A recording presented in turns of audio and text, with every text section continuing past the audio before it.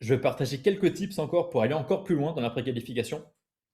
Alors, le premier tip que je peux vous donner, c'est de définir un code couleur dans votre agenda si jamais vous avez un setter qui va s'occuper de préqualifier vos rendez-vous. L'idée est très simple, vous mettez par exemple juste 2 couleurs. Une couleur verte, c'est le prospect, il a répondu, il est qualifié, il sera présent sur le rendez-vous. Une couleur rouge, pas de signe de vide du prospect, on l'a relancé 3 fois, il y a de gros risques que ce soit des no-shows et dans ces cas-là, nous on préconise même de passer le créneau en disponible pour qu'il y ait potentiellement un autre rendez-vous qui puisse se plugger par-dessus. Après le code couleur, vous pouvez aller beaucoup plus loin avec d'autres codes couleurs, mais ça c'est, on va dire, le b.a-ba.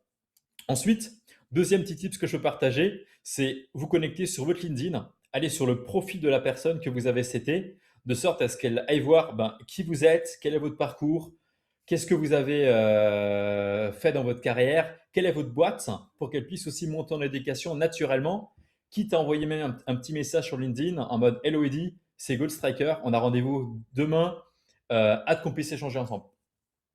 Et le troisième tips, c'est reconfirmer 100% de ces rendez-vous, que ce soit un R1, un R2, un R3. C'est bien de faire un processus de qualification avec un setter en amont, mais une demi-heure avant chaque rendez-vous, si vous faites juste un petit WhatsApp pour rappeler à la personne que vous avez un call ensemble, c'est hyper précieux et ça vous permet de gagner un temps fou. Donc ça, je vous recommande vivement de le mettre en place si jamais ce n'est pas encore en place.